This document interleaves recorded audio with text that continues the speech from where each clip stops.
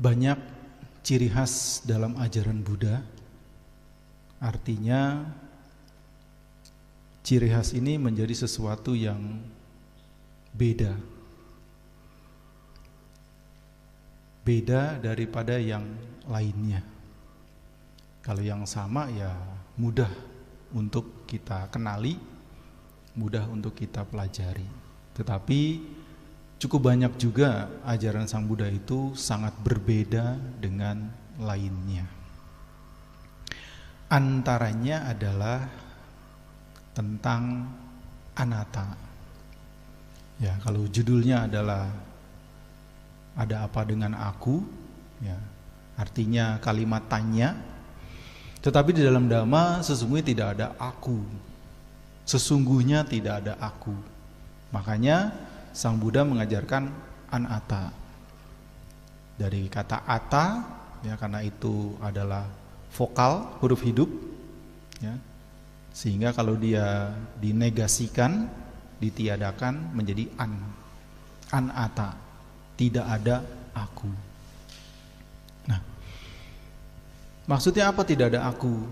Ya, kalau anicca tidak kekal, ya, berubah, itu semua spiritual di India kuno saat itu ngerti.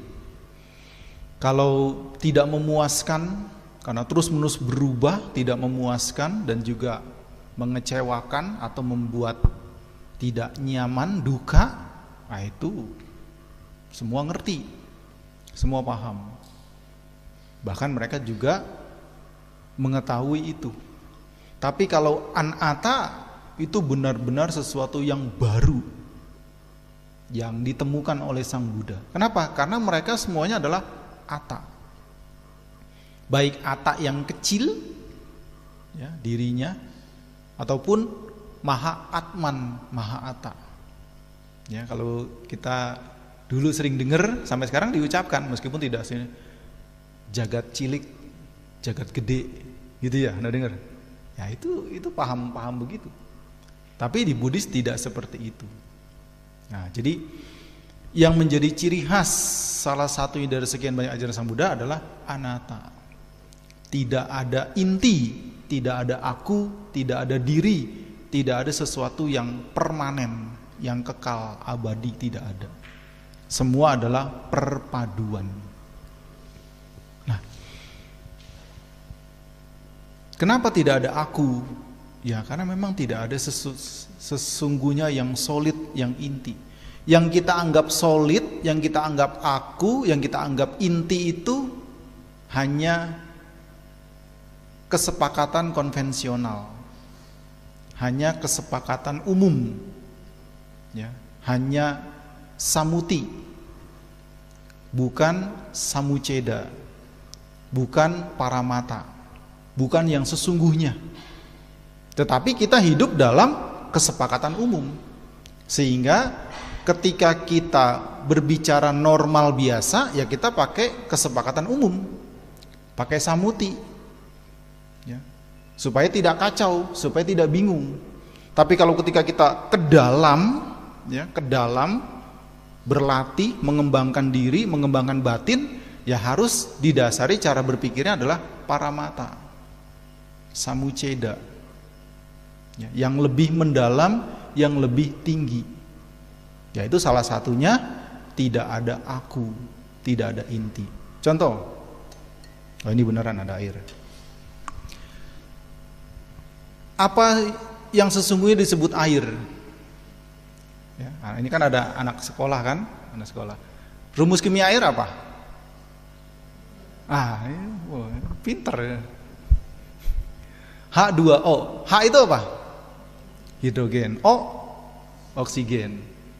Hidrogen sama oksigen kira-kira di yang dikenal, diketahui atau dipahami itu apa? Unsur apa? Unsur apa? Hidrogen, oksigen, karbon dioksida dan konco-konconya. Unsur apa itu? Yang paling mendekati unsur apa? Unsur udara, ya? Ya, udara. Ya, lebih luas lagi angin. Ya, udara ya, hidrogen kan udara. Ya. Kalau mau menerbangkan balon udara itu salah satu pakai hidrogen. Oksigen udara juga.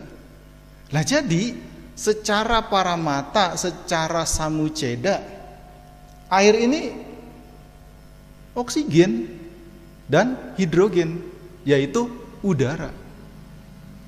Nah ini basah loh Bante, dingin, panas, masa udara? Nah ini karena samuti. Karena kesepakatan umum, kita melihat kesepakatan umum ini adalah air. Dia fleksibel, dia membasahi. Kalau didinginkan sampai minus, dia jadi beku. Dipanaskan, dia menguap. Didinginkan, ya, dia ada dingin, dia mengembun. Ya, disiram, basah. Tapi secara susunan kimia yang lebih terinci, dia bagian dari udara. Apa benar udara? Coba ada yang mau disiram? Ya jangan. Tapi rumus kimia saja mengatakan air ini adalah bagian dari udara. Buktinya apa? Pernah godok banyu kan? Bikin wedang, bikin mie, masak, ya, ditutup nih. Berembun. Nah ini dari mana ini?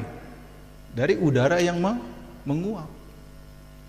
Atau kalau dingin mengembun, ya, panas menguap, dingin mengembun. Wah, airnya tembus gelas, tembus logam, ya, karena kan cangkir gelas itu ada yang pakai logam, mengembun. Nah, dari mana itu? Ya karena memang sifat aslinya air adalah udara. Ya tapi kita harus bisa memisahkan. Jangan nanti datang ke rumah orang bertamu atau minta sama orang tuanya, Pak, Bu, saya minta hidrogen, minta oksigen, minta udara. Ya kokean acara, kokean berita. Ya, kalau kita omong-omong biasa, ya air. Tapi aslinya air juga tidak ada. Air juga bukan inti. Air juga bukan diri. Air tidak kekal. Termasuk kita. Kita sendiri ini bukan inti, bukan substansi. Tetapi perpaduan. Makanya anatta. Loh, kalau tidak ada diri, tidak ada inti, yang ngomong siapa? Yang mengecap siapa? Yang mendengar itu siapa? Yang menghirup, mencium aroma itu siapa? Yang mengalami sentuhan itu siapa? Yang berpikir itu siapa? Itu semua perpaduan. Tidak ada roh, tidak ada jiwa di situ. Kenapa? Ya karena kalau ada roh, ada jiwa di situ, akan sesuai dengan yang kita harapkan. Akan ada kekekalan. Nah, buktinya kita tadi pagi senyum-senyum, siang merengut, sore nangis, malam ketawa. Kalau itu ada jiwa atau ada roh yang kekal, kalau tadi pagi kita senyum, sampai malam kita senyum. Kalau tadi pagi kita nangis, sampai malam nangis. Tapi karena tidak ada jiwa, tidak ada inti, tidak ada diri, tidak ada substansi yang kekal, ya terus berubah sesuai dengan kondisinya. Lalu yang mendengar itu siapa? Yang mendengar proses.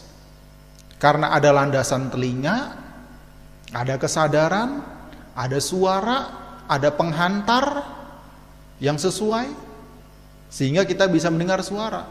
Tapi meskipun ada suara yang kencang, suara yang kuat, kalau penghantarnya tidak mendukung, misalkan ada orang teriak, tapi kita jaraknya 100 meter, ada suara, ada niat mau mendengar, telinganya normal, tapi jaraknya jauh, ada faktor yang tidak mendukung. Nah, sehingga meskipun ada suara, ada niat mau mendengar, belum tentu kedengaran. Kenapa? Ya karena banyak faktor. Nah itu. Nah, jadi yang ditemukan oleh Sang Buddha adalah bahwa diri, jiwa, roh, inti, substansi itu tidak ada. Yang ada hanya perpaduan. Ada yang tanya, loh, nanti kadang kalau saya lagi diam, merenung atau meditasi, kok kayak ada yang omong-omong, ada yang bicara, ada yang komen, ada yang ceramah malah, ya. Ceramah sendiri, ngobrol sendiri, disauri sendiri, kayak dalang. Siapa itu? Ya bukan siapa-siapa. Itu terjadi dari banyak faktor. Ya ada memori, ya ada kesadaran, ya ada wawasan, ada pengalaman, termasuk tanpa sadar dirinya ngeladenin. Nah kalau kita sudah tahu kita bisa putus, cukup, itu percakapan batin. Kita sadari cukup, itu bukan yang penting. Ya nanti lama-lama dia mereda. Kenapa? Ya karena itu memang sifatnya pikiran, tidak bisa diam. Dia terus mengembara, terus berkelana.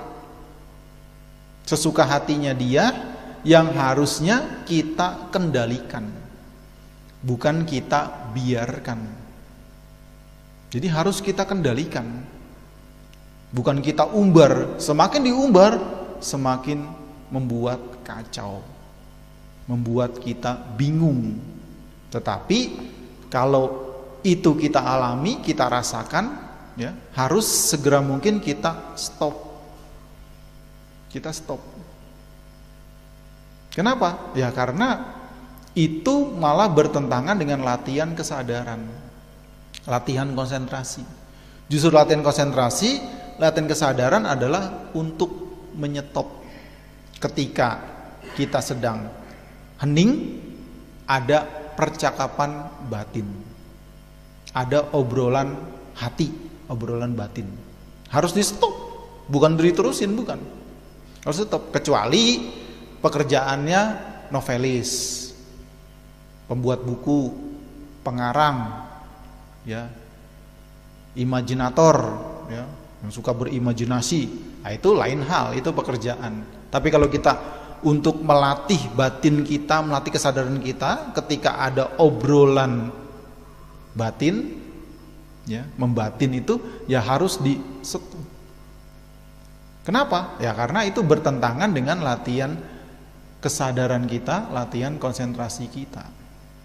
Jadi bukan diikuti, bukan diladeni, bukan disauri, tapi harus di stop. Kenapa? Karena itu tidak berguna. Nah, kenapa itu terus-menerus muncul dan menguat? Ya karena kita belum terbiasa menyetop. Makanya kenapa dalam latihan meditasi, entah itu sebentar atau lama, salah satu kondisi mendukung adalah jangan bicara. Jangan ngobrol dengan temannya. Kenapa? Karena tidak bicara, tidak ngobrol sama temannya pun sudah ngobrol sendiri. Koyo dalang itu. Nah sekarang sudah ngobrol sendiri sama ngobrol temannya, ya buyar. Konsentrasinya, kesadarannya buyar. Karena tidak ngobrol sama temannya pun, tidak bicara sama temannya pun, secara alamiah pikiran kita terus bergerak, terus berproses. Prosesnya pikiran, proses bergeraknya pikiran, itu seperti salah satunya berbicara. Jadi yang berbicara itu bukan jiwa, roh, bukan sukmanya, bukan. Itu dari berbagai macam faktor. Ya tadi, adanya ingatan, adanya pengalaman, adanya pencerapan, ya, adanya wawasan, dan lain sebagainya. Nah sehingga harus segera mungkin diredam, di stop, ya. Tentu bukan dengan kemarahan, tapi dengan pengetahuan bahwa oh ini tidak penting, oh ini tidak berguna, oh ini malah mengganggu kesadaran, mengganggu konsentrasi. Gitu. Jadi tidak ada jiwa, roh, sukma, ya, atma yang berbicara, yang ngobrol waktu kita hening, itu tidak ada. Tidak ada. Buktinya ketika konsentrasi kita kuatkan, kita bangun, kesadaran kita kuatkan, dia stop. Dia stop. Gitu. Jadi kalau konsentrasi kita kuat, kesadaran kita bagus, ya, otomatis dia akan mereda. Termasuk indera kontak dengan objek pun tidak keterusan. Kenapa? Karena kita sudah mengalami itu tak terhingga. Indera kontak dengan objek kita sudah mengalami dari dalam kandungan sampai saat ini. Secara umur saja sudah belasan, sudah puluhan tahun. Secara detik tinggal kalikan. Nah, karena kita sudah mengalami itu tak terhingga kali dan kita merasa itu sudah menjadi habit, ketika indera kontak dengan objek, pikiran yang canggih ini langsung menduga-duga, langsung mengira-ngira. Bahkan karena sudah terbiasa, dugaannya, prediksinya, perkiraannya bisa tepat. Contoh, ada orang jalan. Kadang kan orang jalan kan macam-macam kan gayanya, jurusnya. Ya. Yang mudah dikenali ya orang jalan tuh seperti habis kalah perang. Diseret serak serak serak serak serak serak. Dari cara jalannya, karena kita sudah terbiasa mengamati, kita cuma mendengar, oh kalau begini jalan ini si A nih, oh kalau begini ini si B. Langsung pikiran itu, karena kontak dengan objek, pikiran langsung cepat sekali. Kenapa? Karena kita sudah biasa. Ya. Ada motornya, ngoeng. Karena sudah biasa, apalagi bidangnya memang itu, dengar suaranya saja, tahu mereknya. Dan lain-lainnya dan lain-lainnya. Kenapa? Karena kebiasaan. Cepatnya pikiran. Jadi hanya mendengar saja, di pikirannya itu sudah ada gambaran. Gambaran dari mana? Ya dari sebelum-sebelumnya. Dari ingatan, dari kesan, dari momen dan sebagainya. Kecuali yang kita lihat, yang kita kecap, yang kita dengar, yang kita rasa, dan yang kita sentuh dan sebagainya itu belum pernah sama sekali kita alami. Nah, kita nggak sampai, cuma menduga-duga aja. Kenapa? Karena belum ada datanya. Belum ada datanya. Karena belum ada datanya, ketika indera kontak dengan hal tersebut, ya belum ada gambarnya, belum ada kopinya, sehingga hanya menduga-duga, bisa benar, bisa salah. Tapi selama itu standar umum kita alami, kita rasakan, bahkan perkiraan kita bisa sangat tepat. Kenapa bisa tepat? Ya karena sudah biasa kita alami, bahkan sejak dalam kandungan. Nah itu.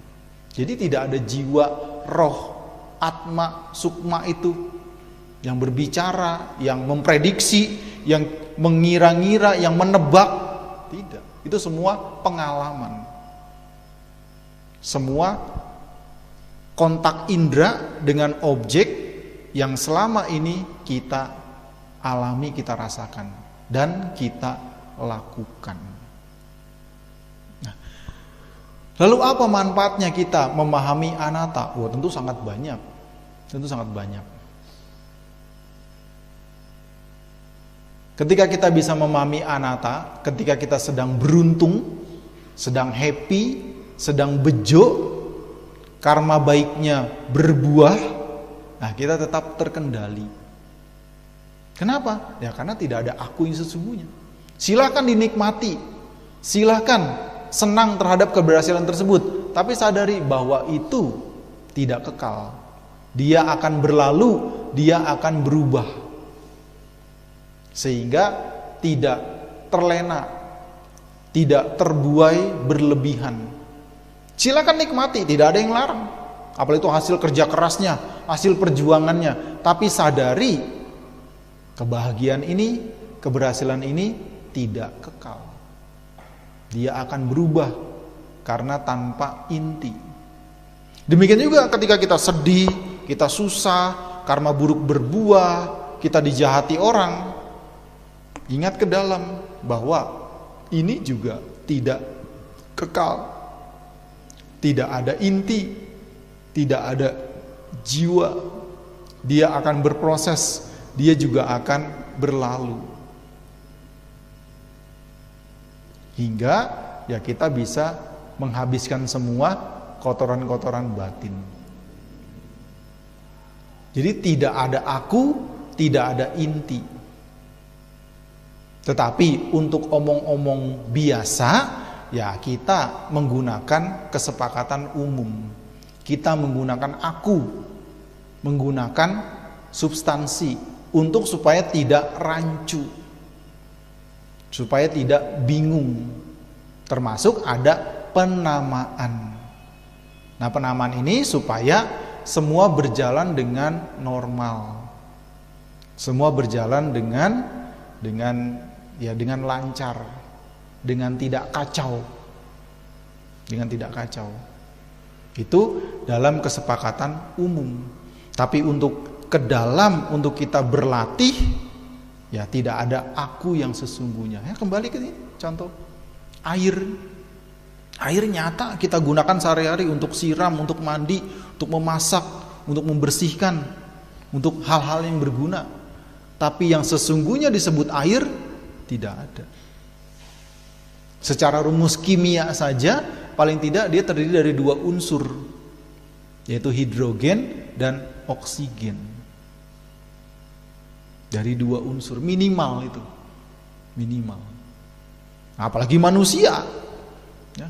Kalau ada jiwa, ada roh, ada atta di dalam diri manusia ini, paling gampangnya kita tidak tua, kita tidak lapuk, kita tidak sakit, termasuk kita tidak mati. Kalau ada jiwa, ada roh yang kekal, ya, kita bisa nyuruh, bisa request sesuai dengan keinginan kita. Sakit gigi nih, lagi kejar deadline, banyak urusan, mengganggu kan. Kalau ada jiwa ada roh, sakit gigi nanti ya, minggu depan aja, jangan sekarang.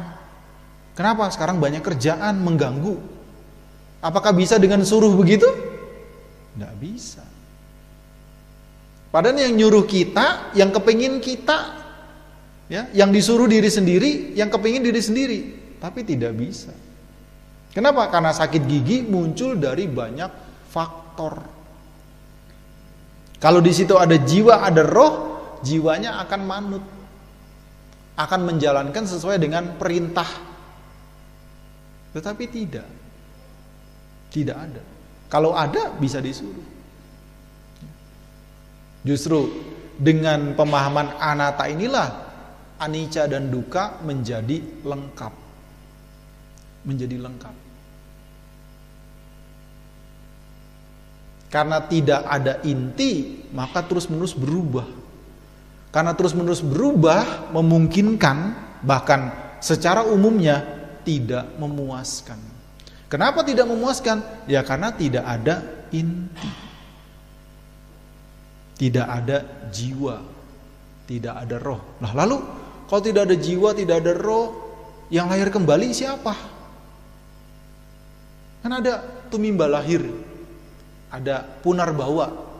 Ini punarbawa siapa? Ya proses. Juga bukan jiwa, bukan roh. Proses dari berbagai macam perpaduan. Ya.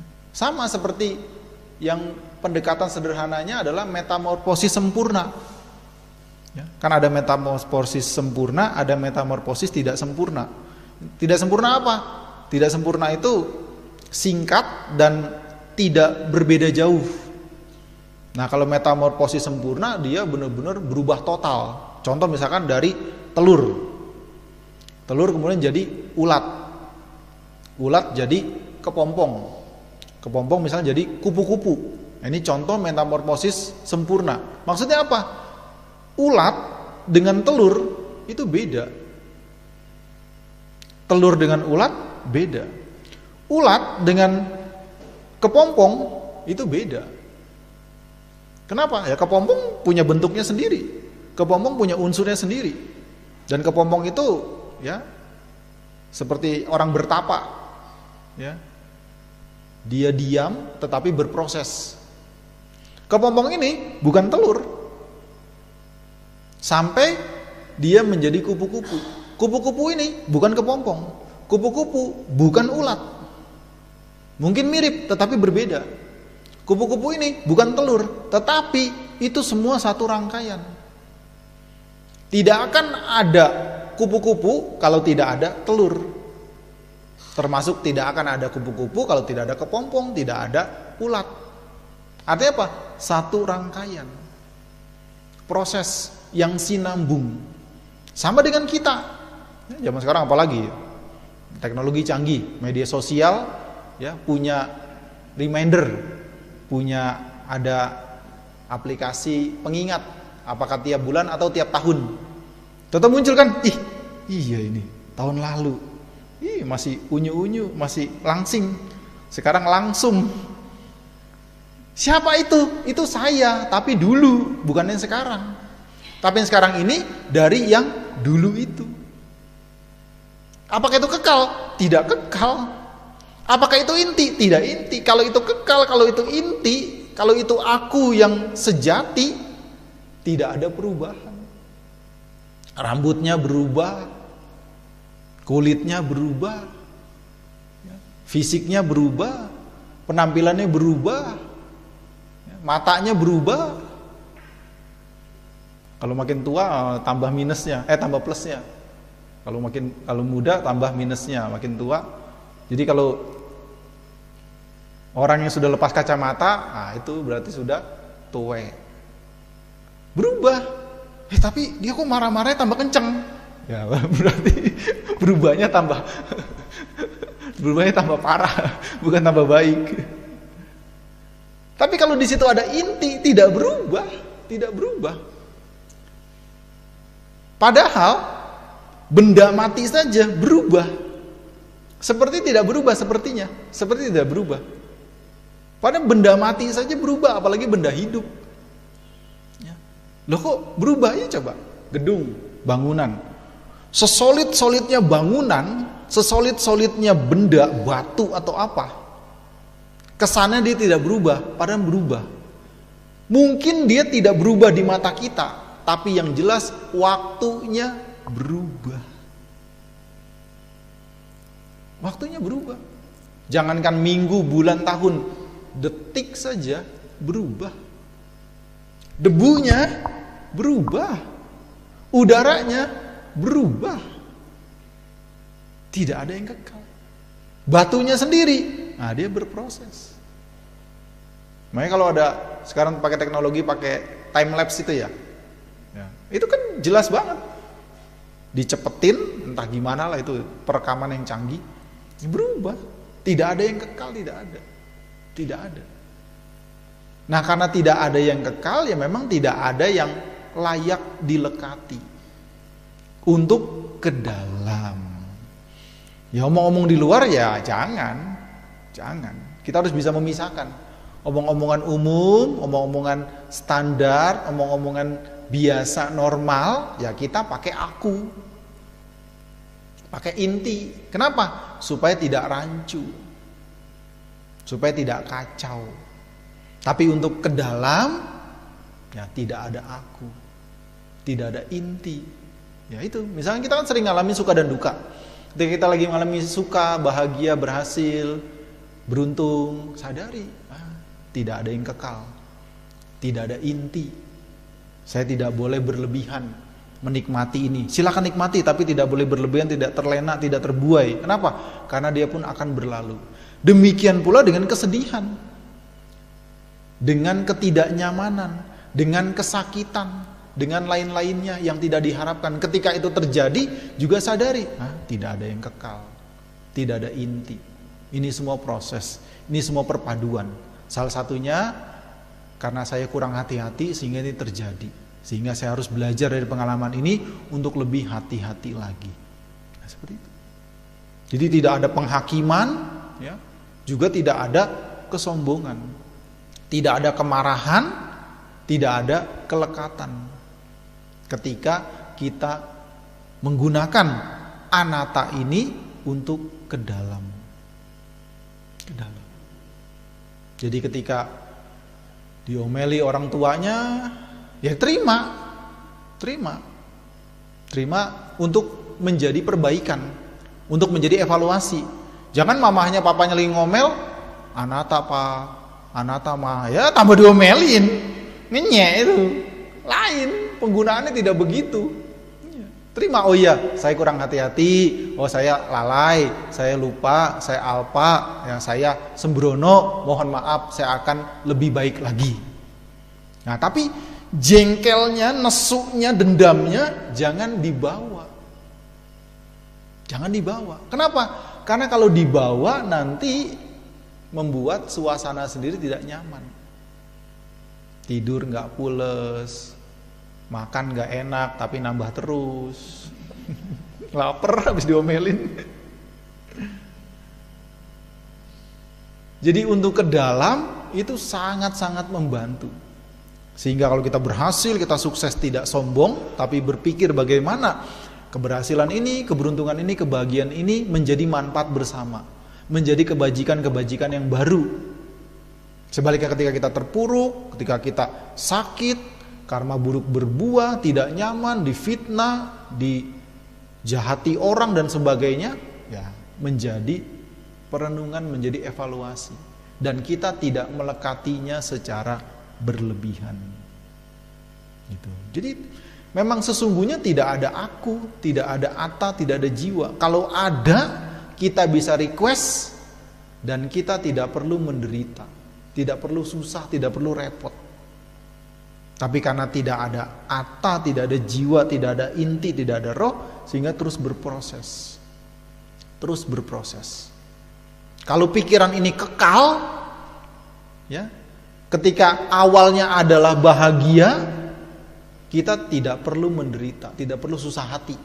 Kalau pikiran ini kekal, kalau pikiran ini atta, bahagia terus, entah di mana ujungnya. Tapi yang terjadi?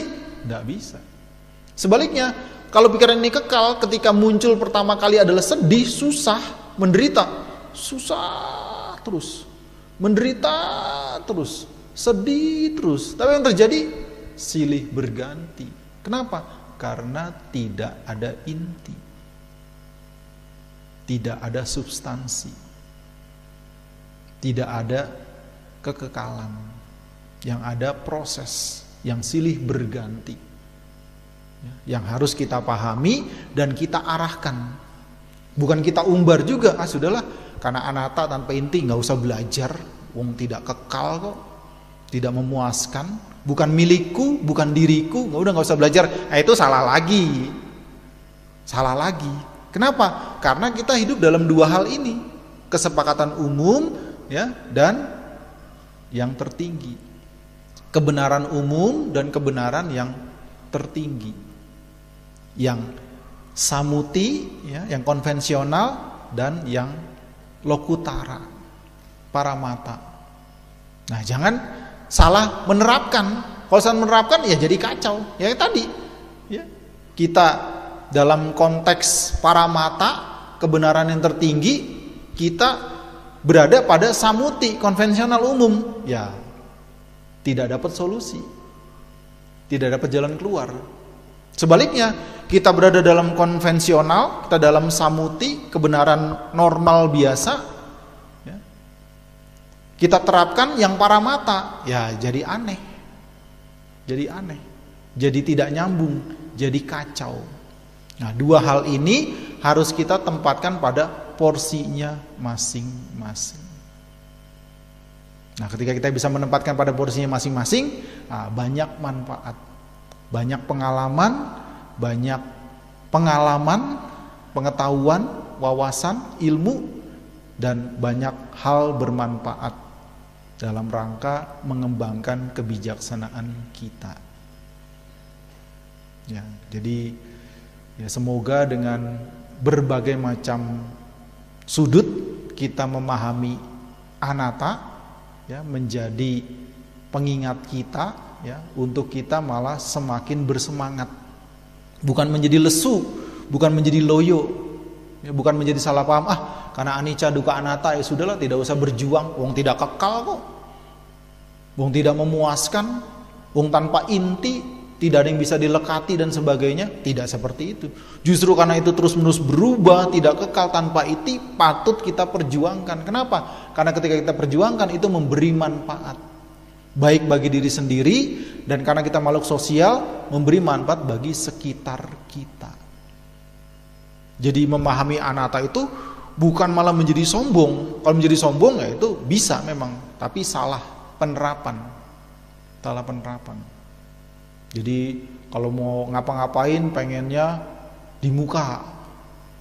Ya, orang bilang katanya itu bukan pemimpin, tapi pemuka. Loh, apa bedanya? Kalau pemimpin kan menjadi leader, menjadi teladan, menjadi contoh. Kalau pemuka mau jadi muka aja. Enggak disebut namanya dulu. Wah, udah grundul dulu. Wah, kapan nama saya disebut nih? Bukan dengerin ajarannya, pesannya, nungguin namanya disebut. Itu malah jadi akunya tambah gede. Jadi kalau kita bisa belajar dan menerapkan dhamma itu, kita malah menjadi luwes, menjadi fleksibel, menjadi terkendali, menjadi legowo, menjadi ringan, menjadi enteng, menjadi mudah memaklumi, mudah memahami, bahkan termasuk mudah memaafkan. Nah, itu.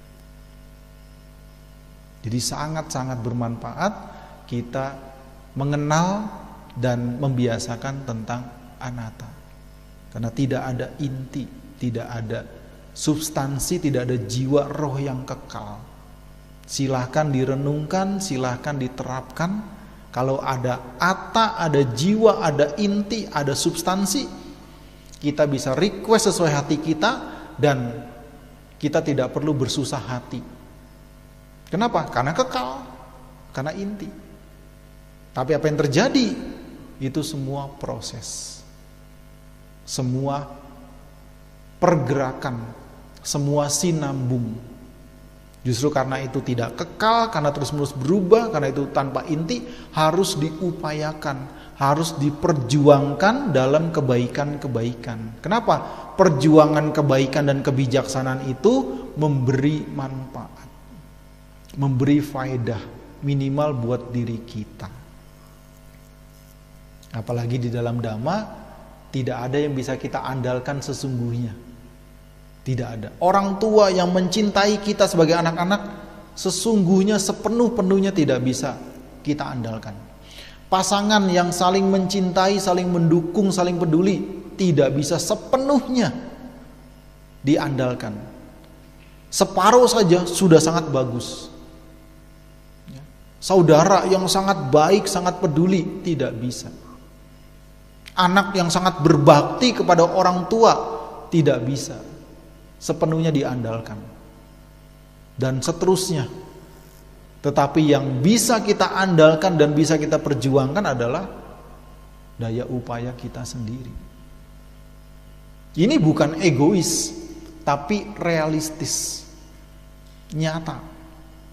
Ya, sering kita membaca atau mendengar contoh-contoh. Urusan kebutuhan dasar saja tidak bisa diwakili. Kalau bisa diwakili, saya juga mau daftar.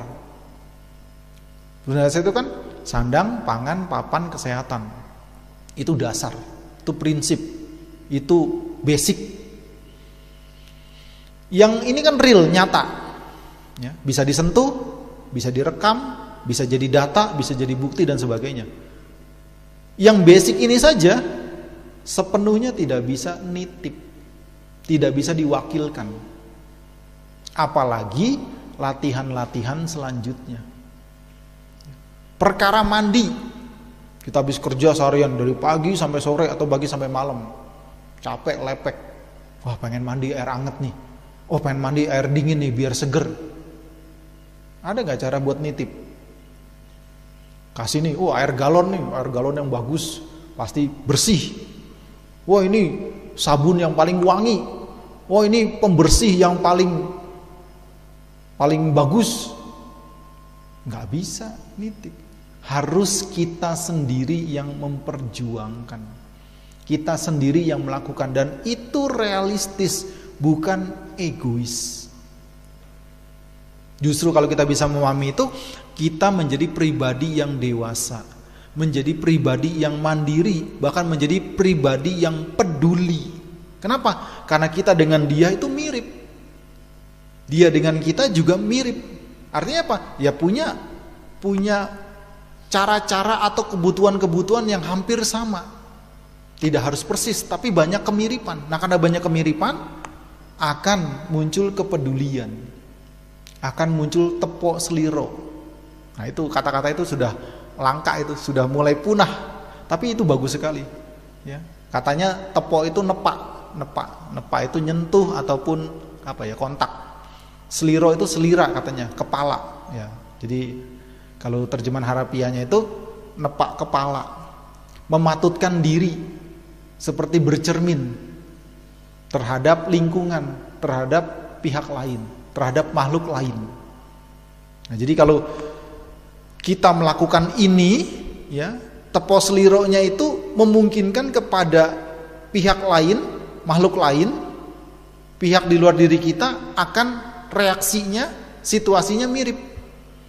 Kalau kita melakukan ketidaknyamanan, tepos lironya memungkinkan di luar diri kita itu yang mengalami, merasakan juga tidak nyaman. Kalau kita melakukan manfaat-manfaat, kebaikan-kebaikan, hal-hal yang nyaman, memungkinkan di luar diri kita dengan tepos liro itu juga dia merasa nyaman, merasa mendapat manfaat. Nah, itu. Ya, itu sudah sangat-sangat memberi manfaat. Ya, dari kita ya, bisa memahami bahwa yang bisa kita sesungguhnya andalkan adalah daya upaya kita, perjuangan kita. Kita tetap bekerja sama, tetap tidak bisa karena kita makhluk sosial.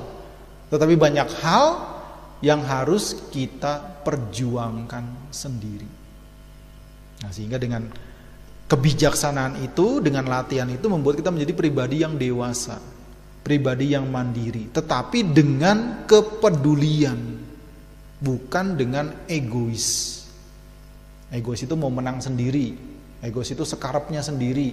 Egois itu tidak peduli, tidak peka terhadap lingkungan. Tidak tepos seliro, itu egois.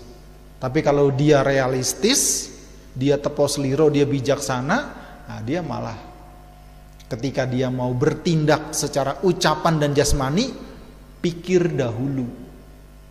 Ya, karena kalau pikiran batin itu cepat sekali. Tapi ucapan dan jasmani masih mudah direm ketimbang pikiran. Kenapa? Ya karena tepos liro itu. Karena tidak egois. Dari apa? Dari kita memahami terus-menerus berubah, tidak kekal. Karena tidak kekal itu tidak memuaskan, ya. Paling tidak lahir sakit tua mati, lahir sakit tua mati dan seterusnya. Dan karena tidak ada inti, tidak ada aku, tidak ada jiwa yang kekal. Kalau ada jiwa, ada inti yang kekal, kita tidak tua, tidak lapuk, kita tidak sakit, kita tidak mati, kita tidak lahir kembali. Tapi karena kita masih mengalami itu dan berproses di dalam itu, belum bisa menghindari itu, ya sudah, kita jalani dengan sebaik-baiknya. Kita jalani dengan wajar, kita jalani dengan bijak. Nah, itu. Satu lagi sebagai penutup, anatta diajarkan oleh Sang Buddha itu untuk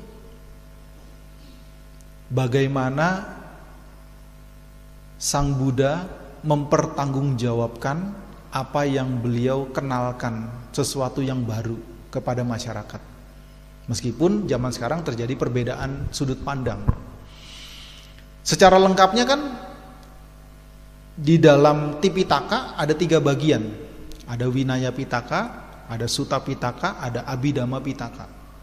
Winaya tentang berbagai macam peraturan, berbagai macam keselarasan hidup bermasyarakat, ya, masyarakat kecil atau masyarakat umumnya.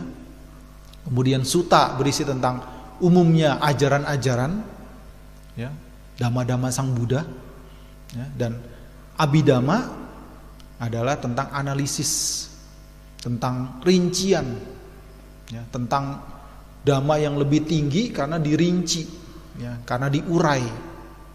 Nah, tetapi pembagian ini kan belakangan, ya, untuk memudahkan. Ya, kalau di zaman Sang Buddha ya disebutnya Dhamma dan Vinaya. Ya, jadi penyebutan Tipitaka itu belakangan karena hasil dari kodifikasi, pengumpulan. Ya. Oh, ternyata kalau dicirikan ajaran Sang Buddha itu dibagi menjadi 3. Ada peraturan, ada ajaran-ajaran pada umumnya, dan ada analisis yang lebih mendalam, lebih terperinci. Nah, jadi oleh para sesepuh sesudah zaman Sang Buddha, mereka mengelompokkan ajaran Sang Buddha supaya mudah menjadi 3 kelompok besar ini: Vinaya Pitaka, Sutta Pitaka, Abhidhamma Pitaka. Nah, anatta ini untuk menjawab ajaran Sang Buddha tentang Abhidhamma. Jadi Abhidhamma yang Sang Buddha ajarkan kalau mau diringkas ya anatta. Kenapa? Karena semua saat itu adalah atta. Aku, jiwa yang kecil sama jiwa yang besar. Ada atta, ada maha atta, ada atman, ada maha atman. Semua begitu tanpa kecuali. Cuma Sang Buddha yang anatta. Tanpa diri, tanpa jiwa, tanpa roh yang kekal yang tadi sudah kita bahas. Nah, Abhidhamma ini untuk melengkapi atau untuk mengurai bahwa sesungguhnya adalah anatta. Tetapi bukan Abhidhamma yang seperti sekarang ini, yang ada 7 kitab, Abhidhamma Tasanggaha dan sebagainya. Tidak harus kebablasan begitu. Ya itu baik, itu uraian baik, itu penjelasan baik. Tapi tidak terpaku terhadap tradisi belakangan. Bahkan sampai ada komentar mengatakan, pernyataan, pembabar dhamma itu harus ahli Abhidhamma. Abhidhamma yang mana dulu? Abhidhamma yang sesungguhnya adalah pertanggungjawaban Sang Buddha tentang anatta. Karena semua selain Sang Buddha saat itu sampai sekarang adalah atta, jiwa roh yang kekal. Ya, nanti ketika meninggal entah gimana caranya bergabung lagi dengan Maha Atman. Entah bergabungnya bagaimana, entah ketemuannya bagaimana, janjiannya gimana, entah. Tapi itu cara berpikir mereka. Tapi Dhamma Sang Buddha tidak seperti itu. Nah, jadi anatta adalah bagaimana cara Sang Buddha untuk menjelaskan yang sesungguhnya, nah kemudian dilengkapi atau saling melengkapi dengan Abhidhamma. Kenapa? Karena Dhamma bisa dicapai, bisa dipahami, bahkan bisa ditembus, mencapai kesucian dengan semua cara yang sesuai dengan Dhamma. Termasuk, mencapai kesucian itu hanya dengan Abhidhamma. Abhidhamma yang mana dulu? Kalau itu Abhidhamma anatta, yang maksudnya adalah penjelasan tentang anatta, ya itu. Tapi kalau cita, cetasika, rupa, nibbana yang uraian-uraian itu terus, kalau zaman dulu bulatan-bulatan gitu, bukan itu maksudnya. Bukan. Ya penjelasan itu baik. Kitab-kitab itu ya bagus karena tidak bertentangan dengan Dhamma, tapi bukan terpaku pada itu. Apalagi mengatakan pembabar Dhamma harus ahli Abhidhamma, memahami Abhidhamma. Abhidhamma yang mana dulu? Kalau Abhidhamma yang kitab-kitab itu, ya itu bagus, tapi bukan itu yang dimaksud. Abhidhamma adalah anatta. Kenapa? Ya karena Sang Buddha harus mempertanggungjawabkan. Karena semua saat itu sampai sekarang adalah atta.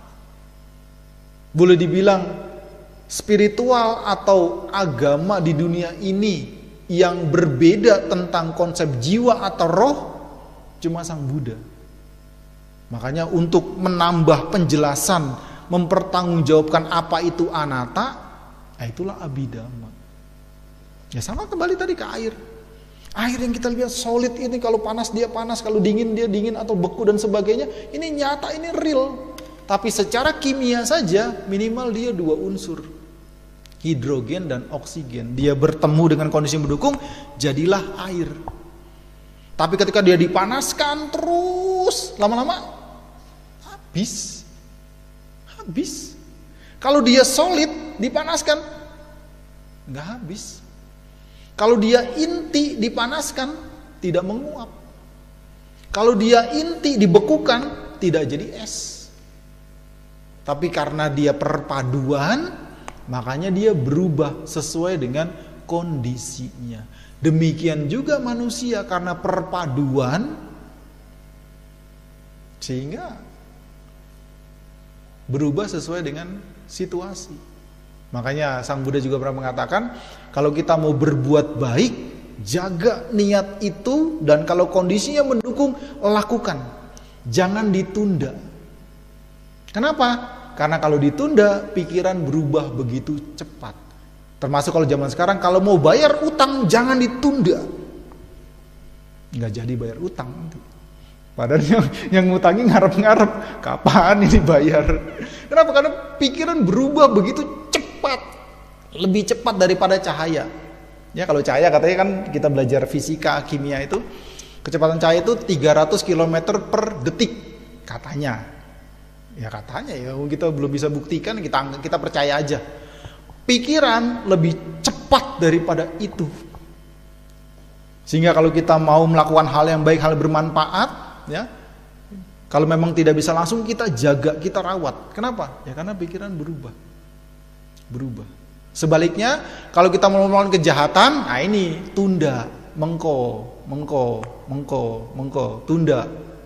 Kenapa? Ya karena ada kemungkinan kalau keburukan ini kita tunda, kita tahan, dia bisa berkurang, bisa mereda, atau bisa berubah. Kenapa? Ya karena tidak kekal. Kalau kekal, pertama kali makan tidak akan lapar lagi. Tapi karena tidak kekal, tidak ada inti, ya itulah. Karena nggak ada yang di sini kan. Nah, mandi. Nanti besok mandi lagi, Pak, Bu. Nantilah mandinya minggu depan aja dirapel. Lah ya, kecoanya pada nempel. Ya karena tidak ada inti, tidak kekal, tidak memuaskan, ya harus dirawat. Harus dijaga. Nah, itu. Jadi kita harus menempatkan, ya kalau kita omong-omong biasa, nah kita pakai kesepakatan umum. Kita pakai aku. Kalau omong-omong biasa, kenapa? Supaya tidak bingung.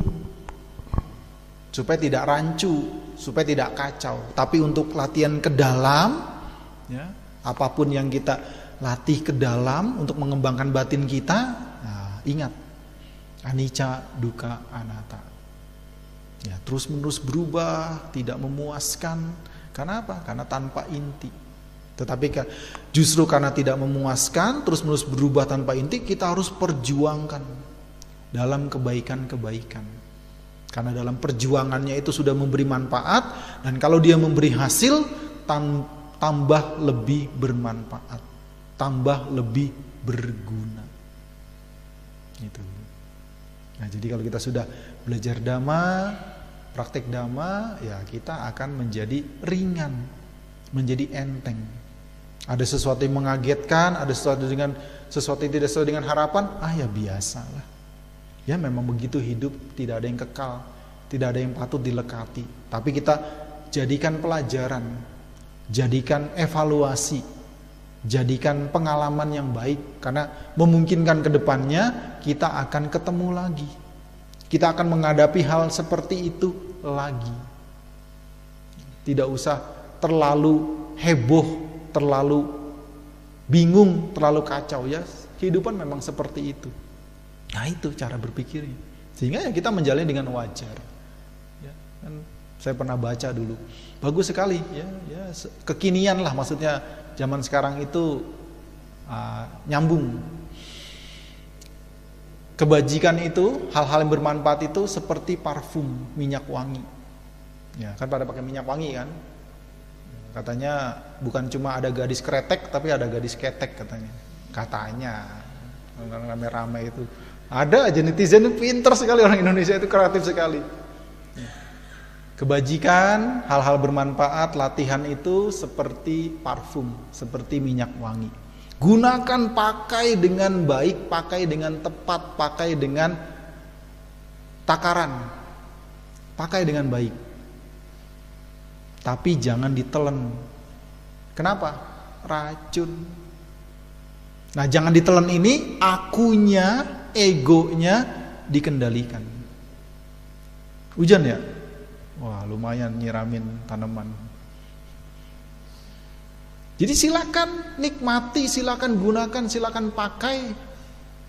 Tapi akunya jangan mendominasi. Karena kalau akunya mendominasi, nanti malah tidak nyaman, tidak bisa menikmati dengan wajar.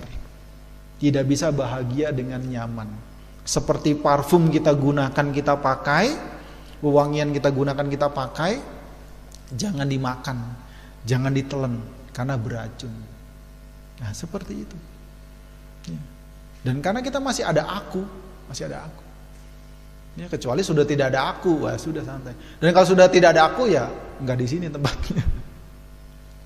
Sudah alamnya sudah punya caranya sendiri.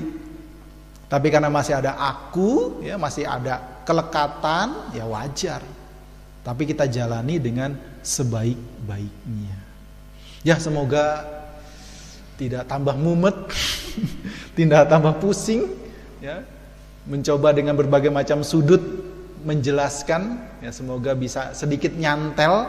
Kalau tidak nyantel, ya mungkin bisa mendengarkan dari sudut pandang yang lain, sehingga penerapan anatanya ya bisa semakin jelas dan bermanfaat dalam keseharian. Terima kasih. Namo Buddhaya, Sabbe Satta Bhavantu Sukhitata. Semoga semua makhluk hidup berbahagia.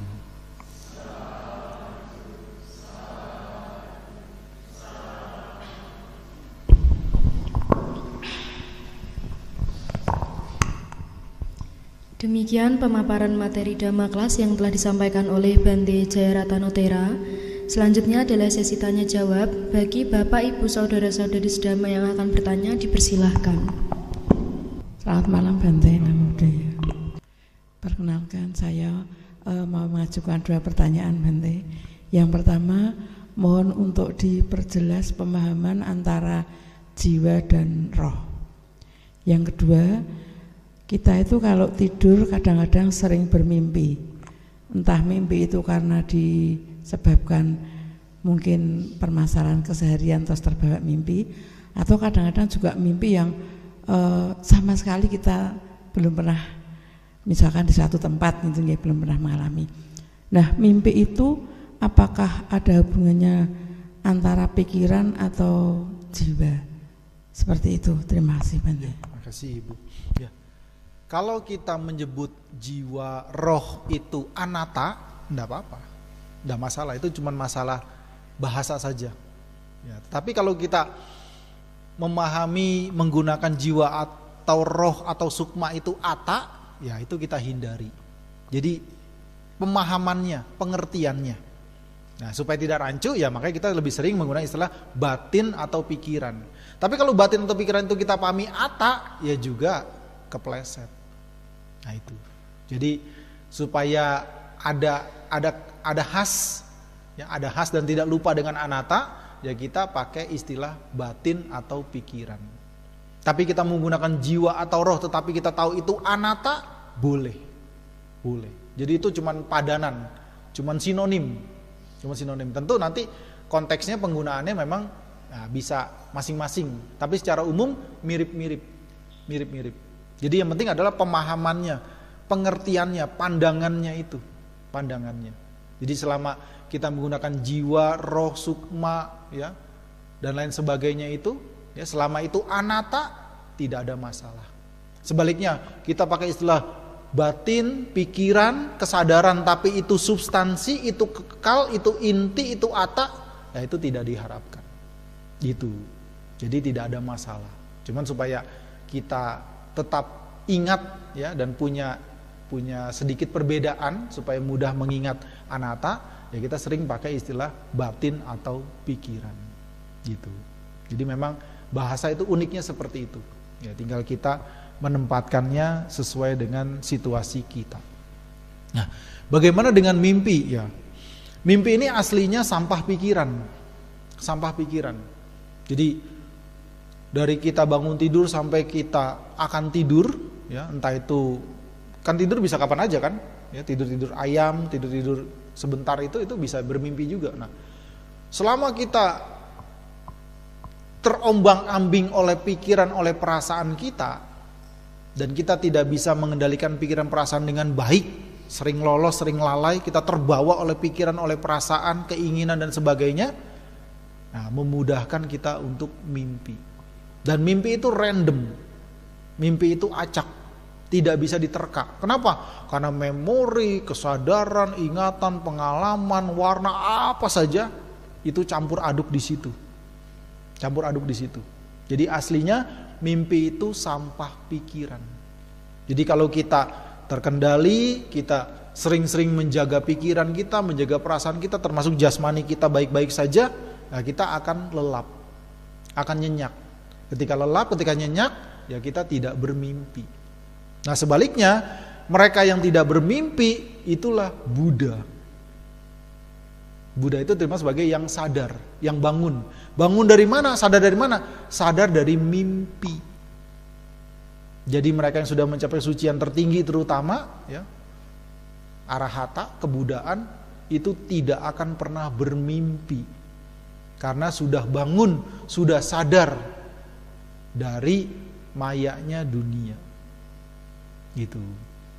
Jadi karena jasmani dan batin begitu kompleks, begitu random, begitu acak dan belum terkendali, yang memudahkan kita mimpi. Dan juga nggak usah diterka-terka. Oh, didatengin ular, ada apa ya? Lebih kreatif lagi, oh datang ular, berapa nomornya ya? Wah, terlalu kreatif itu. Pas kebetulan karma baiknya berbuah, wah, cocok ini. Jadi peramal mimpi. Aslinya mimpi itu sampah pikiran. Sampah pikiran. Jadi kalau kita terbiasa menjaga pikiran kita, kesadaran kita, menjaga perasaan kita, menjaga jasmani kita dengan baik, ya secara umum mental dan jasmaninya sehat, itu kalau tidur ya nyenyak, tidur lelap. Dan siapapun yang bisa tidur dengan nyenyak, dengan lelap, nah dia akan cenderung sehat. Karena tidak ada vitamin atau obat, suplemen apapun tercanggih di dunia ini yang bisa menggantikan istirahat yang benar. Tidak ada. Tidak ada vitamin, suplemen di dunia ini yang bisa menggantikan istirahat yang nyenyak. Tidak ada. Kenapa? Karena ketika kita istirahat nyenyak, hormon-hormon positif kita itu bekerja dengan sendirinya. Bekerja dengan natural. Nah, tetapi dengan faktor-faktor pendukung lainnya kalau memungkinkan, yaitu sunyi. Ya, coba kedombrang-dombreng tidur, ya mungkin bisa tapi nggak nyenyak. Kemudian gelap dan sejuk atau dingin. Kalau dingin pakai selimut atau pakai pereda penghalau dingin. 3 ini kalau ada ketika tidur, nah itu pasti tidak bermimpi. Nyaman dalam arti tidak kedinginan, tidak kepanasan, tapi nyaman karena dengan alat kita bisa. Jadi gelap sekali, ya. Ketika gelap itu hormon tubuh kita bekerja dengan baik tanpa disuruh. Tapi kalau dia silau, itu tidak bekerja dengan baik. Aduh nanti gelap, takut demit dan sebagainya. Nggak usah kegeeran, demitnya nggak doyan. Ya kalau nanti bangun ya nyalain lampu. Makanya ada lampu tidur, ada lampu meja, ada pakai senter dan sebagainya. Atau nyalain lampu yang utama ketika bangun, dia tidur matiin lagi. Kenapa? Karena ketika hormon positif ini bekerja ngebengkeli tanpa disuruh, dia maksimal ketika gelap. Ya. Hening, sunyi kalau bisa, dan sejuk atau dingin. Jadi kalau kedinginan tentu tidak bisa, kepanasan banget juga tidak bisa. Memang ada temperatur yang tengah-tengah untuk mendukung. Nah 3 ini kalau kita dapatkan ketika kita istirahat, wah, itu sudah obat paling mujarab. Obat paling mujarab, melebihi suplemen, melebihi vitamin yang mahal-mahal itu. Nah, itu bisa kita lakukan, ya tidak bermimpi. Ya makanya kalau punya harapan-harapan tidak tercapai, ya jangan dongkol, jangan dumel, jangan mangkal. Kenapa? Nah, dumel, dongkol, mangkalnya itu nanti muncul lewat mimpi. Tapi cuma mimpi. Wah, udah dilantik jadi bupati. Wah, di pesta bangun. Lah, mimpi. Hanya mimpi. Kenapa ya? Karena kepinginnya itu, karepnya itu. Ya, bahkan sampai ngeces gitu. Ada pengen makan sesuatu, minum sesuatu nggak kesampaian sampai ngeces. Wow, kenapa ngeces? Karena waktu mimpi dapet. Wah, nikmat sekali, lezat sekali, lahap sekali. Mimpi. Nah itu. Jadi karena keinginan kita tidak terkendali, keinginan tidak kita saring, tidak kita rem, nah itu bisa muncul lewat mimpi. Nah sebaliknya, beliau-beliau atau mereka yang sudah mencapai kebudaan karena sudah memadamkan nafsunya, sudah tidak punya keinginan tanha, sudah tidak ada kilesa, ya tidak bermimpi. Kalau ketika tidur dengan nyenyak. Seperti Sang Buddha, ya secara keseharian. Kenapa beliau dalam 24 jam itu bisa hanya terlelap 1 jam. Sisanya itu diabdikan kepada masyarakat, kepada manusia dan dewa Brahma. Kenapa? Ya karena beliau sudah tidak punya nafsu, sudah tidak punya keinginan tanha, sudah tidak punya ambisi, sudah tidak punya kilesa. Sehingga ketika tidur terlelap benar-benar sangat berkualitas, sangat bermanfaat. Kita waktu libur sudah 8 jam pun tidur masih kurang. Ya.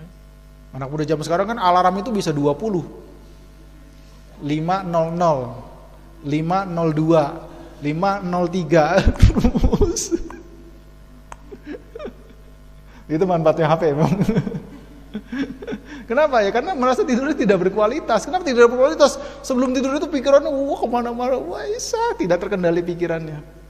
Ketika pikiran tidak terkendali, perasaan tidak terkendali, ya tidur tidak nyenyak. Ketika tidur tidak nyenyak, mau belasan jam pun rasanya belum puas. Masih kepengen tidur lagi. Tapi kalau kita bisa mengendalikan pikiran, bisa mengendalikan perasaan, jasmani kita baik-baik saja, tidur ya kalau memang kepepet 2-3 jam pun ya sudah merasa cukup. Ya, tetap masih bisa beraktivitas dengan baik. Nanti tibanya waktu istirahat, ya digunakan dengan baik. Gitu. Jadi ya semuanya memang sumbernya dari pikiran kita sendiri. Jadi dengan berbagai macam cara kendalikan. Termasuk bisa tambahkan, Sang Buddha itu ahli perumpamaan. Jadi karena abad ke-6 sebelum Masehi itu tulisan belum populer, sudah ada tapi belum populer. Karena saat itu orang mengingat itu masih bagus. Metode hafalan mengingat itu masih sangat mendukung. Gangguannya masih sangat minim. Ya, sekarang kita mau ngapal aja kan, ngapain ngapal sih? Udah ada Google. Ya ngapain hitung tambah kali dihafal sebagai udah ada kalkulator. Nah, karena banyak alat-alat yang memudahkan itu membuat kita menghafal itu menjadi tidak secanggih zaman dahulu. Nah, karena saat itu mengingat menghafal masih sangat mendukung, nah, Sang Buddha dengan berbagai macam cara mengajar dhamma dengan perumpamaan, dengan ibarat. Ya, karena perumpamaan ibarat ini seperti visual, ya. Kalau cara penggambarannya itu tepat sasaran, itu memudahkan memahami, memudahkan mengerti. Nah, di dalam Tipitaka itu banyak sekali, mungkin ribuan, puluhan ribu, banyak sekali Sang Buddha mengajar dengan perumpamaan. Karena mudah untuk dicerna, mudah untuk dibayangkan, mudah untuk ditangkap, mudah untuk dimengerti, termasuk mudah untuk dilaksanakan. Salah satunya Sang Buddha mengibaratkan pikiran itu seperti sumber. Tahu sumber ya bahasa daerah kan? Mata air. Pikiran kita ini seperti mata air, seperti sumber. Seperti air kalau dia mendidih, bergolak, ya, kalau masak air itu kan panas. Kalau pikiran mendidih, ya nanti karmanya juga mendidih. Minimal karmanya melalui ucapan dan jasmani juga panas, juga mendidih. Sebaliknya kalau pikirannya itu seperti air yang tenang, yang sejuk, yang jernih, yang ayem, maka ucapannya dan tindakan jasmaninya juga ayem, juga tentram. Kalau air itu berwarna merah, maka dia ketika mengalir, ya normalnya akan mengalirkan air berwarna merah. Tidak mungkin secara normalnya airnya ini sumbernya merah kemudian mengalirkan warna hijau, warna kuning, warna putih, padahal tidak ada yang bercampur dan sebagainya. Nah, seperti itu pikiran kita, batin kita seperti air. Nah, sehingga tergantung airnya seperti apa, itulah perilaku kita. Kalau sumber ini beracun, ada racunnya, ketika dia mengaliri kemana dia bisa jangkau, maka air itu mengandung racun dan bisa membahayakan siapapun. Tapi kalau air ini bersih, jernih, mata air yang benar-benar aman, siapapun bisa menggunakan. Apakah untuk kebutuhan biasa atau untuk konsumsi. Itulah pikiran kita, seperti air. Nah, cuma kalau air kan bisa tumpah. Tapi kalau pikiran tidak bisa tumpah. Tumpahnya menjadi karma, menjadi perilaku. Nah, ingat saja ketika kita lagi galau, ya. Nah, pikiran saya lagi galau, berarti air saya ini lagi galau, lagi bergolak. Kalau air galau, air bergolak, ketika dia mengalirkan yang galau-galau. Nah, kalau mengalirkan yang galau-galau, ya bisa membuat tidak nyaman. Nah, ingat, oh, air saya, sumber saya, mata air saya, seperti apa nanti perilaku saya. Nah, itu Sang Buddha mengibaratkan batin kita, pikiran kita seperti air. Tergantung sumbernya seperti apa, nah, tindakan selanjutnya juga mirip seperti sumbernya atau asalnya dari pikiran tersebut. Jadi dengan berbagai macam cara silahkan, dengan kecenderungannya, dengan kesukaannya, dengan kesenangannya, dengan kecocokannya yang tentu tidak lepas dari moral, ya, latih pikiran, latih perasaan. Karena itu sangat berguna bagi kita. Sangat-sangat berguna. Yang membuat kita nanti menjadi semakin bersemangat, semakin giat, semakin tekun, semakin telaten, semakin rajin menjalani hidup ini dengan baik, dengan benar. Ya, kadang baik dan benar itu bisa dibedakan, bisa disamakan, bisa beda, bisa sama. Maksudnya apa? Karena baik belum tentu benar, benar belum tentu baik. Ya, jadi kalau mau komplit ya baik dan benar. Apa bedanya? Baik itu ya sifatnya situasional. Misalkan nih, ada pencuri dikejar-kejar. Kemudian karena membahayakan, kita bantuin, kita tolongi sejenak. Baik kan? Tapi apa secara hukum benar? Belum tentu benar. Nah, itu contoh saja. Nah, jadi ya kita harus terus mengasah batin kita, mengasah pikiran kita, ya, mengasah kesadaran kita, konsentrasi kita, ya, supaya sumber airnya, ya, batin kita, pikiran kita, ya, bisa mengaliri, bisa menjadi sumber-sumber yang baik, sumber-sumber yang benar, sumber-sumber yang bermanfaat. Gitu. Jadi kalau kita mimpi, ya nggak usah diingat-ingat, ya. Jadi warning kita saja. Oh ya, berarti memungkinkan kesadaran saya, pikiran saya, perasaan saya, jasmani saya tidak normal, tidak kurang terkendali, ya, kurang terjaga. Sehingga saya harus terus menjaga pikiran saya, menjaga kesadaran saya, menjaga jasmani saya, sehingga tiba waktu istirahat, ya saya tidak harus terganggu dengan mimpi. Gitu. Karena kalau mimpi itu sungguhan, ya semua orang akan mengejar mimpi dalam tidur. Ya, tetapi secara penelitian dan secara dhamma juga, ya mimpi itu sampah pikiran. Terbukti para arahata, ya, mereka yang mencapai kebudaan sudah tidak bermimpi. Makanya Buddha diartikan adalah yang bangun, yang sadar. Yang bangun dari mana? Yang sadar dari mana? Dari dunia. Karena dunia ini seperti mimpi. Kenapa? Karena tidak nyata. Kenapa? Ya karena anicca dukkha anatta itu.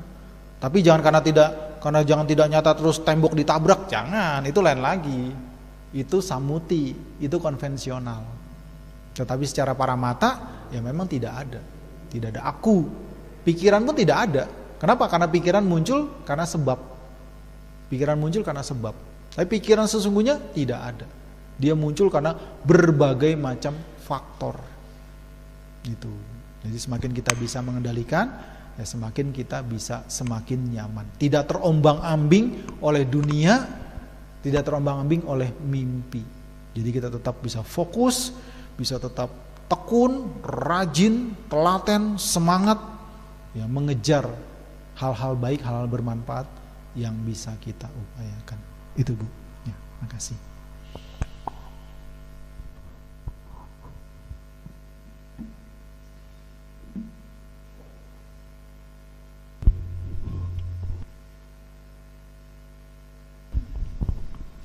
Bagi Bapak, Ibu, Saudara-saudari sedama yang akan bertanya, dipersilahkan.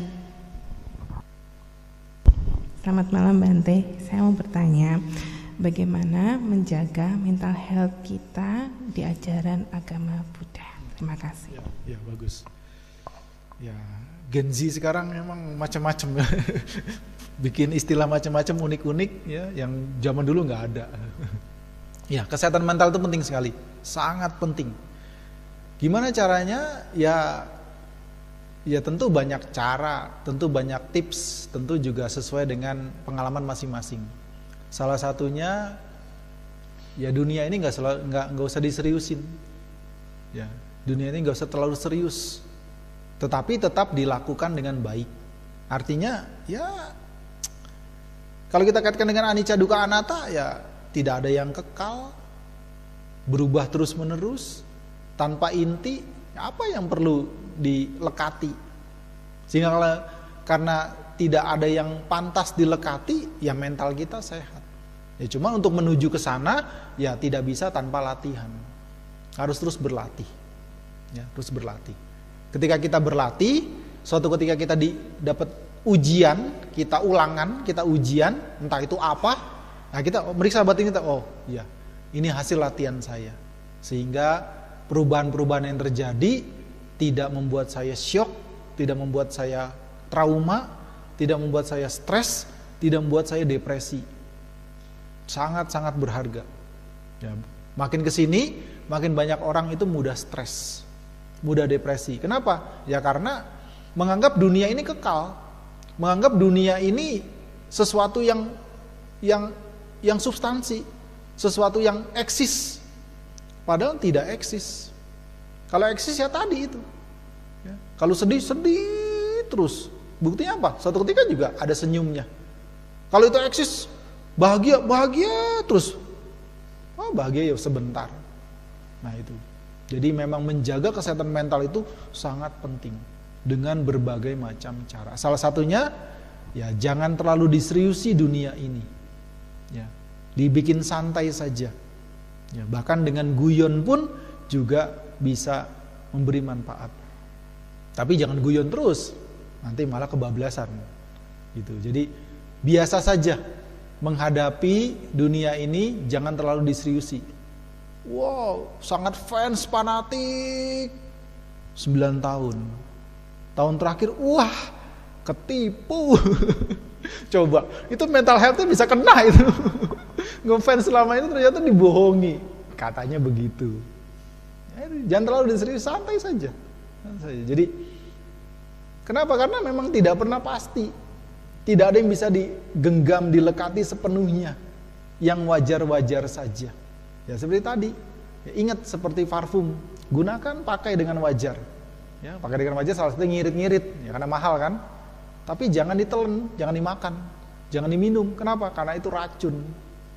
Nah, menjaga kesehatan mental sangat baik. Nah, dengan berbagai macam dhamma yang sudah dipelajari, ya, itu juga latihan mental. Orang berdana itu latihan kesehatan mental. Kenapa? Kalau dia berdana dengan benar, dengan pengetahuan, dengan kebijaksanaan, itu sudah latihan melepas. Orang yang berdana, latihan berdana dimanapun situasinya, kondisinya apapun. Ya, karena dana itu tidak harus materi, apa saja. Kalau dia dasari dengan pengetahuan, itu latihan melepas. Nah, ketika dia sudah terbiasa latihan melepas, mentalnya bagus.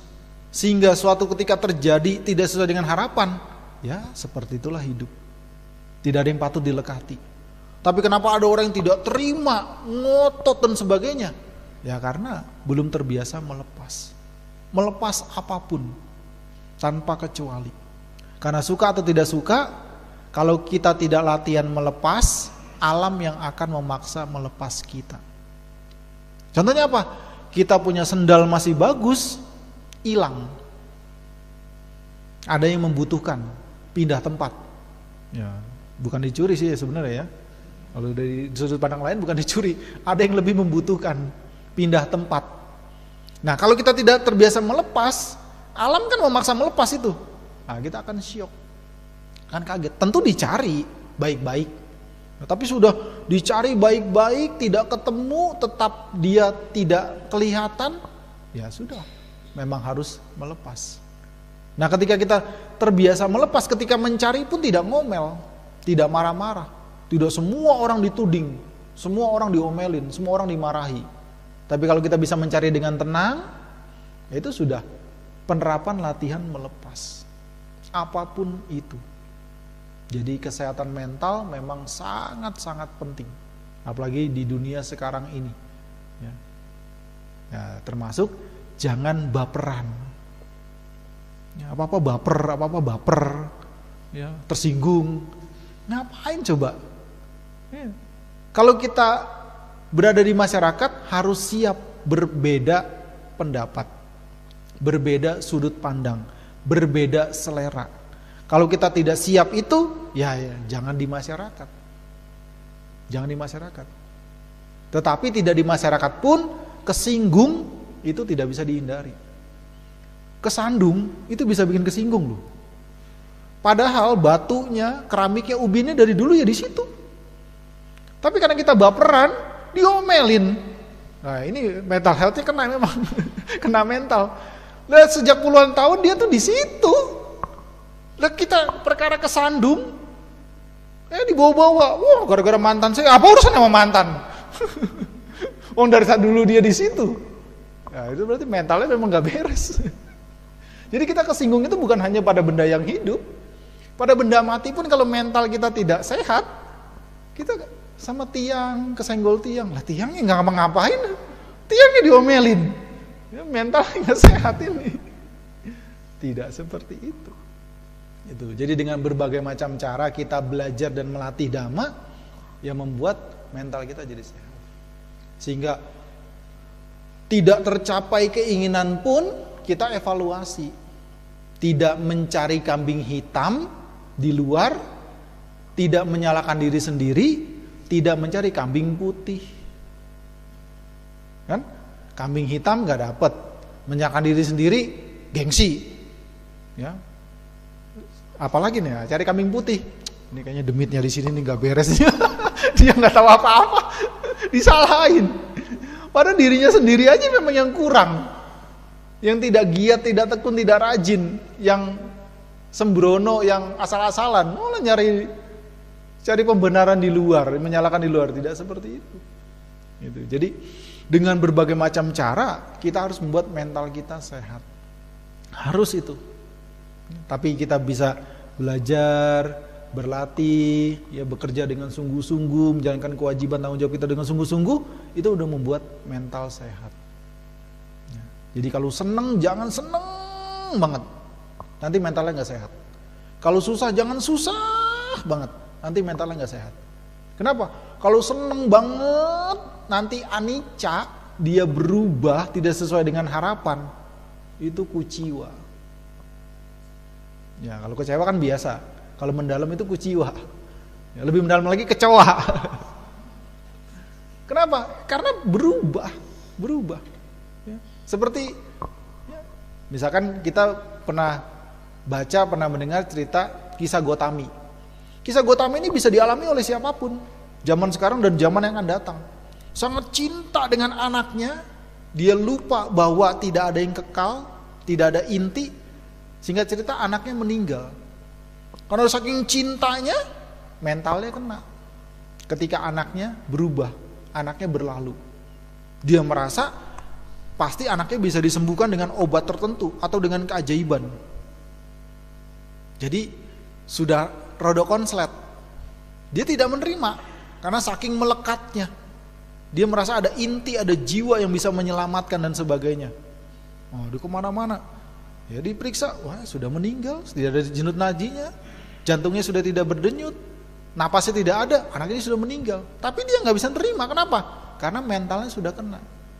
Nah, Sang Buddha karena memang berpengalaman, sudah dilatih dalam kehidupan lampau dan sebagainya, nah, dengan keterampilan beliau menggiring, mengarahkan wawasan kisah Gotami untuk pelan-pelan menyadari.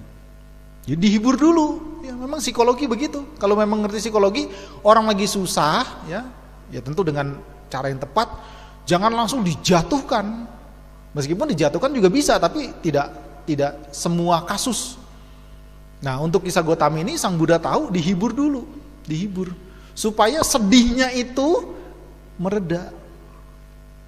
Jadi bertahap memang. Oh, saya bisa menyelamatkan anakmu, senang. Karena semua orang yang dia jumpai termasuk keluarganya mengatakan kamu ini udah konslet, udah mati ini, nggak bisa hidup lagi, udah mati.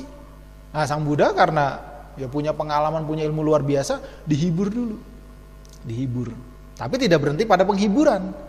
Wah, bisa, anakmu bisa dibantu, anakmu bisa disembuhkan. Wah, seneng, sedihnya hilang kan ya, ada harapan, ya, ada secercah harapan terhadap kegalauannya itu. Gimana Bante? Wah, nah kamu cari, ya katanya ada bilang lada, ada apa pokoknya segenggam sesuatu, terserah apa saja. Wah, itu buat obat? Iya, buat obat. Wah, harapan tambah kuat. Tapi ada syaratnya. Syaratnya apa? Kamu harus dapatkan dari seseorang, dari rumah atau keluarga, siapa saja yang anggota keluarganya tidak ada yang meninggal. Wow, semoga saya dapat, pasti saya ketemu, orang-orang pasti peduli sama saya karena saya sudah nyari di mana-mana obat supaya anak saya sembuh. Datang rumah pertama, ada segenggam lada misalkan. Oh ada, banyak, gampang.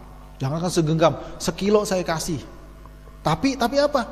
Di sini ada yang sudah meninggal. Oh kakek saya, oh anak saya, oh keponakan saya, oh pasangan saya. Oh nggak jadi. Rumah kedua, dapat. Tapi apa sih ini sudah meninggal? Oh, 3 hari yang lalu pasangan saya. Misalkan 5 hari yang lalu orang tua saya. Enggak jadi. Meninggal. Terus muncul kesadaran, oh ternyata yang meninggal ini bukan cuma anak saya. Tetapi semua orang pernah mengalami hal yang seperti anak saya alami. Muncul kesadaran dari pengalaman sendiri, meninggal. Oh ternyata bukan cuma saya yang berduka. Nah, karena dia sudah mengerti, datang kepada Sang Buddha. Sang Buddha tanya lagi, sudah dapat obatnya? Sudah Bante. Tapi saya sudah mengerti, bukan obat fisik yang saya dapatkan. Saya mengerti bahwa ketidakkekalan, perubahan terus-menerus, tanpa inti memang tidak bisa dielakkan. Mentalnya jadi sehat, ketika mentalnya sehat, selesai.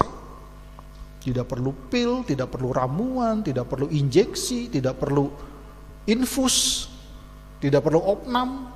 Nah itulah kesehatan mental. Jadi dengan berbagai macam cara, ya kita harus melatih batin kita, pikiran kita, mental kita untuk sehat.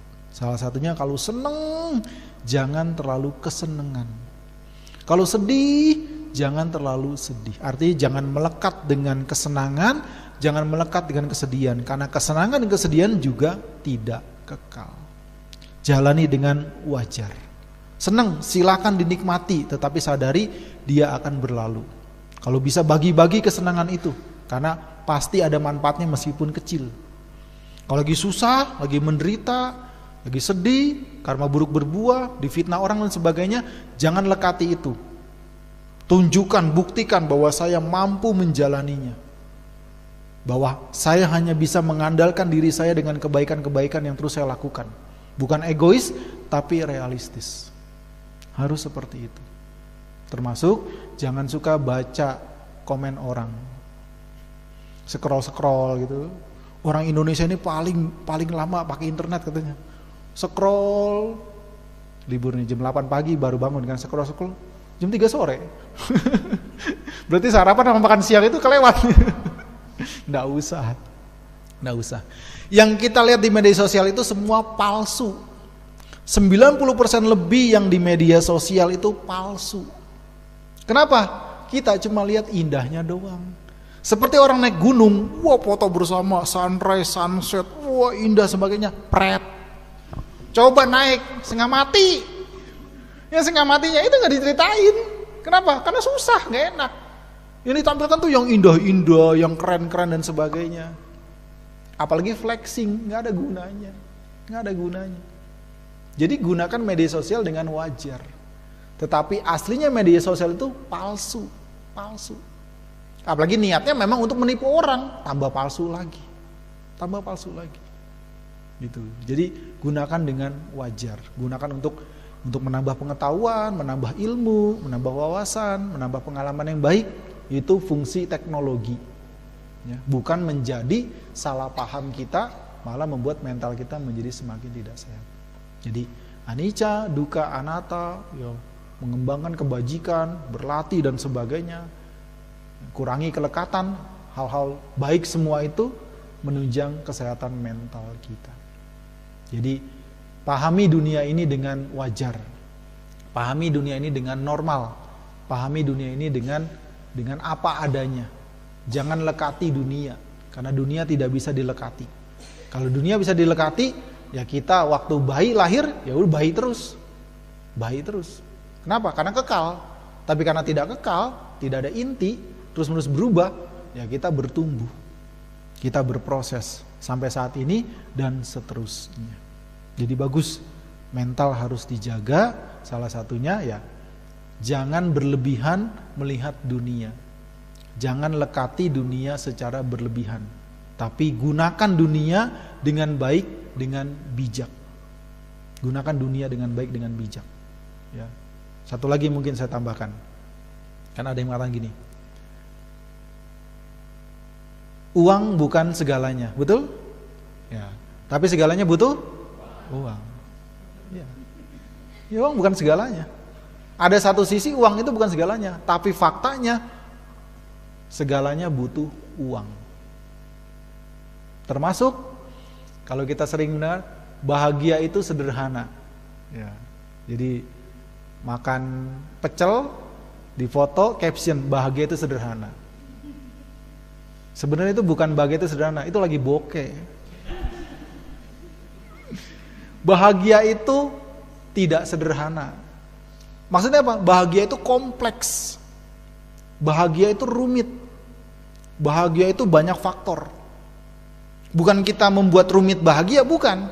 Tapi bahagia itu aslinya kompleks. Kompleks. Bisa bahagia itu tidak sesepele yang kita bayangkan, yang kita angan-angankan. Bisa bahagia itu dari berbagai macam faktor. Sederhana itu bisa bahagia, betul. Dengan sederhana bisa bahagia. Gitu. Tapi aslinya bahagia itu tidak sesederhana orang melarikan diri. Coba orang bisa bayangkan, nangis di Bajaj sama nangis di Ferrari, sama-sama nangis. Tapi nangis di Ferrari bisa update status, ada keren-kerennya, sama-sama nangis. Nangis di gubuk tengah sawah, makan sama ikan asin, sama nangis di rumah mewah, makanan lengkap. Itu value-nya beda. Value-nya beda, sama-sama nangis. Artinya apa? Artinya munculkanlah berbagai macam faktor-faktor yang baik, faktor-faktor yang luhur, faktor-faktor yang bagus, ya, yang mulia, supaya bahagianya itu bisa terus memberi manfaat. Gitu. Jadi aslinya bahagia itu tidak sederhana. Bahagia itu kompleks, meliputi ingatan, memori, pengalaman, ya, kebajikan, moral dan lain sebagainya. Jadi bahagia itu ya adalah hal-hal yang muncul dari berbagai macam faktor-faktor yang baik, faktor-faktor yang mendukung. Tidak sesepele orang lari dari kenyataan. Bahagia itu sederhana. Ya boleh saja, ya. Karena sederhana itu bisa membuat bahagia, tapi aslinya kompleks, banyak faktor.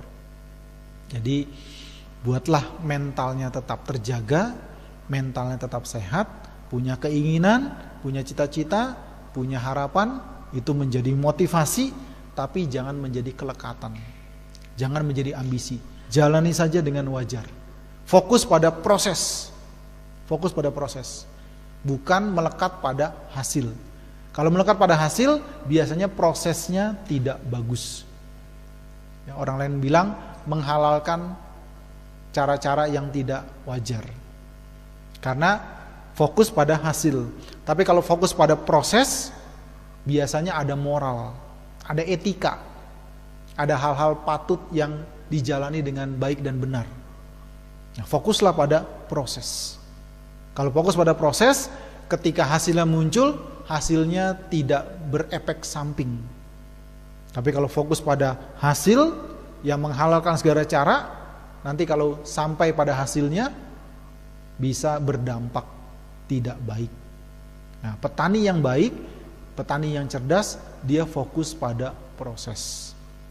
Ya, petani yang baik tidak mikirin panen, karena dia ngerti sebab akibat, tapi dia fokus pada proses. Tiba waktunya, seringkali dia kaget, karena hasilnya lebih banyak, lebih hebat ketimbang sebelum-sebelumnya atau ketimbang normalnya.